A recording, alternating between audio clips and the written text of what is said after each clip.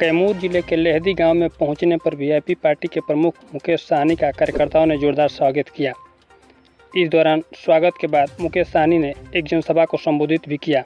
जनसभा को संबोधित करने के बाद मीडिया से रूबरू होते हुए मुकेश सहनी ने कहा कि हम लोग केवल के संतान जो हमारी नाव पर बैठेगा वही पार होगा। आज के दिन संकल्प ले रहे हैं और यही संकल्प निषादों के उज्ज्वल भविष्य को तय करेगा। जो हमारी नहीं सुनेगा हम भी उसकी नहीं सुनेंगे, जो हमारी सुनेगा हम उसी के सुनेंगे। साथ ही कहा कि अब निषाद का बेटा वोट नहीं बेचेगा। अब एक एक निषाद हाथ में गंगा जल लेकर आरक्षण के लिए संघर्ष करने का संकल्प ले रहा है। तो वहीं आज निषादों की आबादी 3 करोड़ से अधिक होने के बाद भी एक भी निषाद का बेटा कलेक्टर नहीं है। अगर आरक्षण होता तो ऐसी स्थिति नहीं होती। यात्रा के जरिए रथ के द्वारा हम लोग बहुत सारे एरिया को कवर किए थे। अभी इस पूरे बिहार में, यूपी, झारखंड में 14 जगह जनसभा किया जा रहा है। उसमें से एक जनसभा अभी कैमूर में किया गया है और आपने देखा किस तरीके से लाखों के संख्या में, हजारों की संख्या में यहाँ पे निषाद समाज आए, अपने हक अधिकार के लिए आह्वान किए और सभी ने हाथ में गंगा जल लेकर गंगा माता का सौगंध खा लिया है कि हर हाल में अपने बच्चे को पढ़ाएंगे, लिखाएंगे, काबिल बनाएंगे, साथ ही अपना वोट को बेचेंगे नहीं। हम अपना वोट को अपने नेता, अपने पार्टी के कहने पे गिराएंगे। जो हमारा दोस्त बनेगा उसको जिताएंगे, जो दुश्मन होगा उसको हराने का काम करेंगे। ताकि यूपी, बिहार, झारखंड में तकरीबन अभी 48-50 लाख निषाद को हम लोगों ने हाथ में गंगा जल देकर संकल्प करा लिया और ये 3 राज्य में है, जिसमें यूपी, बिहार, झारखंड में 134 लोकसभा सीट है। हमारा इस बार निषाद समाज का जो वोट होगा वो निर्णायक होगा। हम लोग जिनके साथ जाएंगे वो 60 लोकसभा सीट जीतेंगे और जिनको हम लोग दुश्मन बना लेंगे वो 60 लोकसभा सीट हारेंगे। तो ये बड़ी शक्ति ताकत दिखा होगा।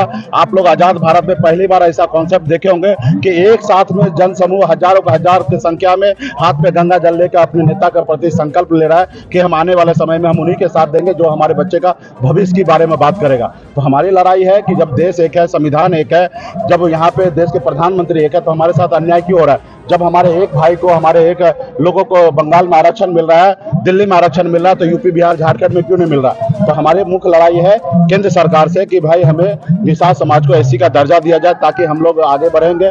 आज यूपी, बिहार, झारखंड में जाइए, एक निषाद का बेटा कलेक्टर नहीं है। तो कहीं ना कहीं हम लोगों को सरकार की तरफ से विशेष सहायता मिले, विशेष योगदान मिले, हमें आरक्षण मिले ताकि हमारे भी बच्चे पढ़ लिख कर आगे बढ़ेंगे, समाज के सामने बराबरी करेंगे। तो कहीं ना कहीं इसकी लड़ाई हम लोग लड़ रहे हैं और केंद्र सरकार को भी सोचना है। तो आने वाला समय में केंद्र सरकार को सोचना, और हमारे पास तो वही नाव है। भगवान राम जी को हम लोग पूर्वज पार लगाए थे। अभी इस बार जो हमारे नाव पे बैठेंगे वो पार लगेंगे और हम लोग पहले जैसा गलती नहीं करेंगे कि हम अभी आपको पार कर रहे हैं, बाद में आप हमको पार कीजिए, ऐसा नहीं चलेगा। पहले नाव पे बैठने से पहले आप हमारा आरक्षण लागू करोगे तब बैठने देंगे, वरना नहीं देंगे बैठने के लिए। और जबरदस्ती का अगर कोशिश करोगे तो बीच नदी में लेकर जाकर नाव को पलटी मार देंगे ताकि वहां तुम डूबोगे और हम लोग तो केवट के संतान है, गंगा माता के संतान है, हम लोग तैर के बाहर निकल जाएंगे।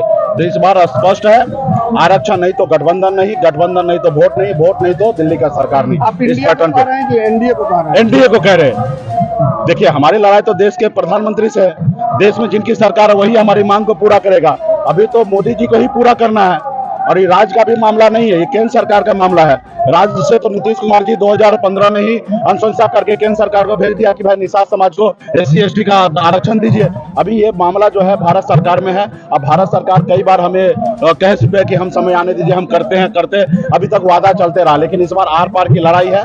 इस बार हम लोग धनुष में से तीर निकाल दिए। अभी मोदी जी को सोचना है कि अपने सीने पे लेना है कि बचना है, ये अभी मोदी जी को सोचना है। आरक्षण दे देंगे तो बच जाएंगे, आरक्षण नहीं देंगे तो उनको इस बार निषाद का वोट से दूर रहेंगे। आरक्षण मिल जाएगा तो कितने सीटों में बिहार में चुनाव लड़ेंगे? अरे भाई, आरक्षण मोदी जी दे दे, वो हमसे प्राण मांगेंगे तो हम प्राण देने के लिए तैयार हैं। तो हमें चुनाव नहीं, देखिए हम हमारी पॉलिटिकल पार्टी है, हम चुनाव जरूर लड़ेंगे। लेकिन अगर मोदी जी हमको उपकार कर दे, आरक्षण दे दे, तो फिर लड़ाई उड़ाई की बात नहीं। हम तो उनको जो बोलेगा वो हम करने के लिए तैयार हैं। अगर वो आरक्षण नहीं देंगे तो निश्चित तौर पे उन्हीं को नुकसान देने के लिए हम लोग लड़ाई लड़ेंगे। धन्यवाद। मंत्री जी, एक बताओ है, यहाँ किसानों का भारतमाला परियोजना में बहुत बड़ी भूमि जा रही है किसानों का। उसमें निषाद समाज के भी बहुत किसान है जिनकी भूमि जा रही है और मुआवजा सस्ती रेट के हिसाब से बहुत कम मुआवजा मिल रहा है और 1.5 साल से किसान आंदोलन लगातार रोड पर कर रहा है। इसके लिए पार्टी के पदाधिकारी से हम बात करते हैं, आवेदन दे दिया बाल गोविंद जी को, इसके लिए हम लोग पहल करेंगे।